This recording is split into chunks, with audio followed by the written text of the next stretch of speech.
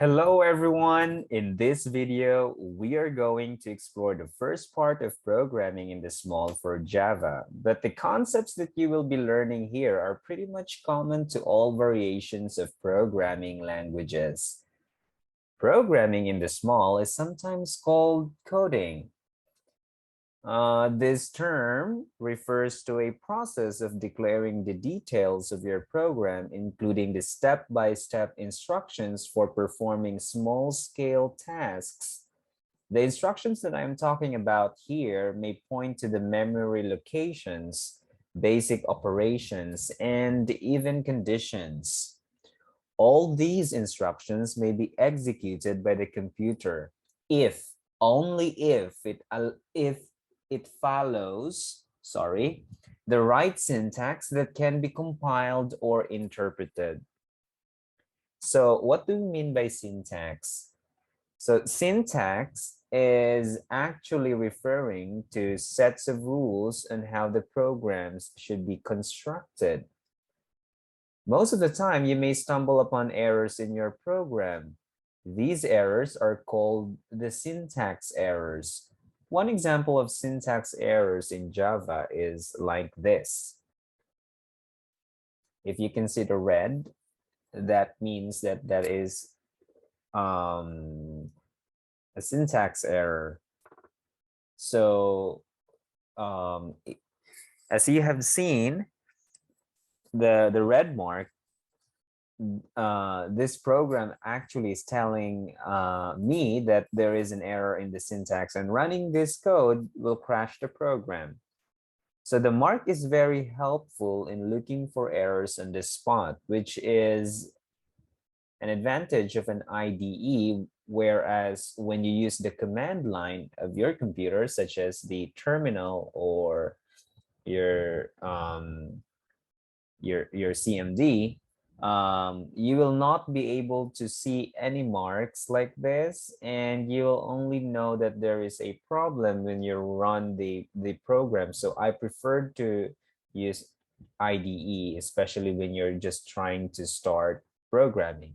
So there are many ways on how to run your program, by the way, but in most of my tutorials, I will be using an Eclipse, which is an example of um, many IDEs available for free. So actually the one that you can see right now here, this source code, these are actually coming from I've taken that one from Eclipse.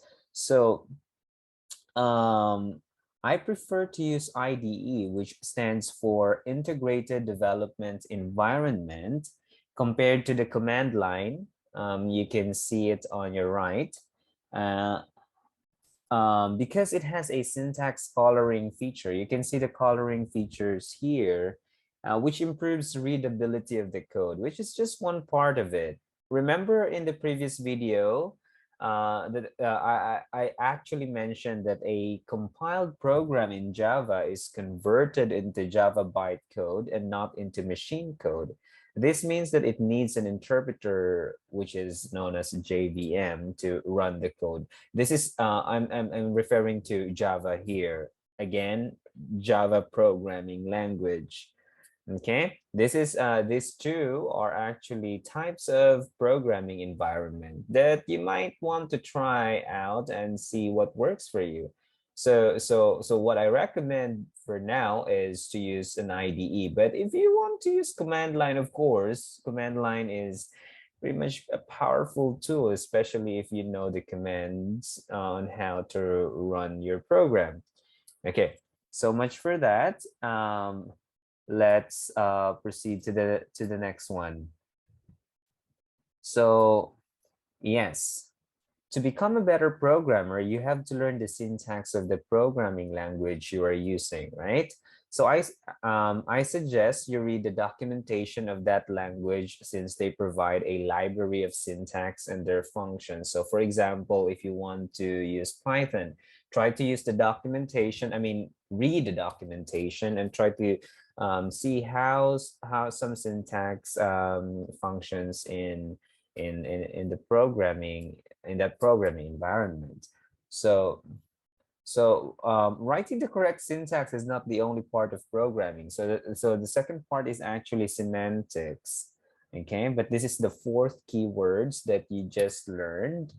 Um, when you say semantics, this term refers to the meaning of the program. So a program with the right semantics is the one that does a thing based on your expectations. So this kind of this kind of this kind of element in your program is pretty much hard to detect, you know, because if your program is a very long program and then you thought that it is working because it's being compiled and executed by the computer successfully, but however in your end, you've seen that there's something wrong. It's not something that you want. So that's actually what we call semantic error. So take a look at this example. Okay, so I have here a ready-made program and you can see the different variable type and their data. So we can see 1 divided by the n. So n is equals to 1, and if we divide it, that's 1.0. So what if we change 1 into 2, and what will happen if we will divide 1 divided by the n, which is 2. What will happen? Let's see. Let's run it, and you see it's 0.0. So what do you think is the reason why it's like that? Because we know that when you divide 1 and 2, the answer should be 0.5, but look what happened. It's like 0.0. So here I think the programmer is having some semantic error, and in order to resolve this, in order to resolve the issue, the numerator must be converted into a real number. So most of this one will be discussed in the next video, which is all about variables and data types, and you will know what is the reason why it's like that. Okay, so that you can fix the problem like that, 0.33, and then if we change it back to 2, and then it will have 0.5 now. Okay, there is another part of programming which refers to the style. The computer does not really mind this essential element in programming, but the one that really cares about this are the human readers who will read your program. So when I say human readers, I'm talking about other programmers here. If um, at least, okay. Um, Examples could be like proper spacing and commenting. Proper spacing and commenting are just few of the many styles you have um, uh, to be creative in your program. Since layout is not important to the computer, you can actually run an entire program in one line without an error, as long as the syntax is correct. So that's basically is for the style. Okay, let's try to have a quick example. Let's use the previous example that I actually showed to you earlier. And let's try to move the codes unindented on the side of, yeah, on the side of the program. So let's put them in one straight line. Yes, and let's try to move the braces up a little bit. Let's try to run the program and let's see if it works. Let's see, it's still 1.0.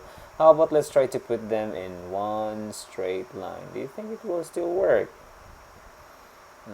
Okay, let's see. Putting them all together in a straight line is really possible, and the program will still be going to run. Yes, but you see, it's not that readable compared to the previous one, right? I hope you agree with me. So I'm gonna demonstrate to you the trivial problem which fairly became the tradition in basic programming. That is to display some message on your computer screen. So probably you've seen this one from other YouTube videos before. It's actually trying to display hello world, okay? But this time I would like to display hello fellow YouTubers, which codes I already showed earlier in the video. This may sound simple, but this is a major step of you becoming a good programmer, sorry. Because this program will make you understand of the following, such as feeding your program text into your machine, compiling the program, running the compiled program. So here is an example of a program that displays hello fellow YouTubers, and there are some parts in this code that might puzzle you this time, but let me explain one at a time. So in here, this is an example of a method call. So you can see it here, system.out.println stands for line, and then here is the actual parameter, the string parameter. We'll be talking about types in the next video. Yes. In this example, this main method is using some kind of another method that's taken from a built-in method from a class called system. So that's pretty much it. If you use that one, you can use them anywhere of your in your program whenever necessary. So that's how powerful method calling is. So the double forward slash, you can see where the computer ignores. Actually, it starts from here and it ends in here. So it's just like one line. So that's the first kind of, I mean, the first way of doing writing a comment on your program. So I call it commenting on one line. So the next one is yeah, this one. This is commenting on one line. So from here until here. Okay. So next one is actually another one, which is a special type of commenting, which is known as Java doc. It's from its word, Java used for documentation purposes. So you can see here an example. It has been hidden by the box, but there's like a forward slash, one forward slash, and then this asterisk, and then followed by the comment, and then there's another asterisk after the other line, and then another asterisk, and then the closing forward slash, sorry. So that's pretty much for documentation. So okay, all programming in Java is done inside the classes, and the first line of the program, excluding the comments, specifies the name of the class. So this one is the name of the class. In this case, YouTubers is the name of the class. This is in effect the name of the program. So this is your source code source code as well.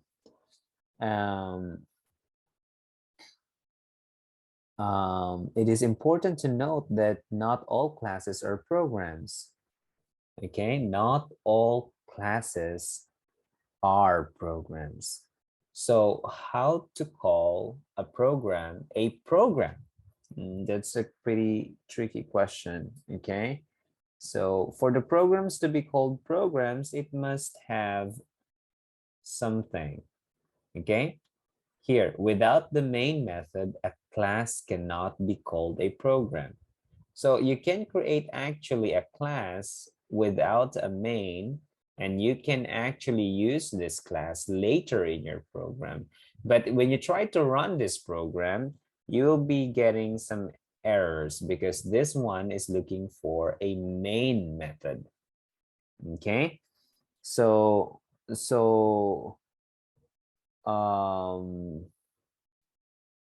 let's try to define what is a main method. Main method is actually a real program. I mean, so basically when you run the program, the interpreter is actually calling the main method, okay? The main method, and the statements that are part of it are also executed. So this main method can call other methods that are defined within the class or outside the classes. So however, the main method dictates the order of execution and how it should be executed, okay? So we have here, the word public is actually an access modifier. And since it is public, it means that it can be called outside the program.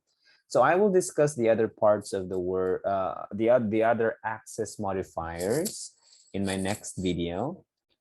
Just think of it as part of the syntax for now. So here, um, the definitions of the method, which will determine the actions of the method, consists of statements which are enclosed in braces. So we have here the braces, and then this will be in order from top to the last part.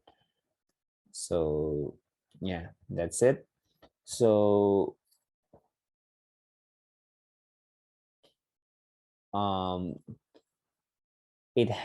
note that a method cannot exist by itself. Okay, it has to be inside a class, and you only need the compiled class to run the program and not the source code. So you cannot actually put this one outside the class. So if you put this one outside the class, it will actually shows.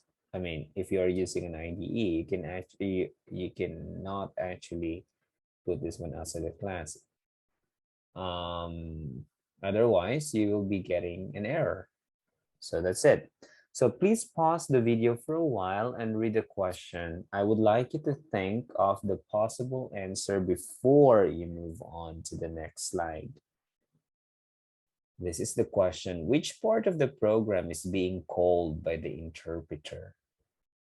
Okay, I will give you time to think. Okay, this is the answer. I hope our answers are almost the same. Okay, thank you for watching. And if you think this video is helpful, please don't forget to click the subscribe button to see more videos in the future. And if you think there is something in this video that you do not understand, please comment down below and I will answer your query as much as I can. See you again in my next video, and bye-bye.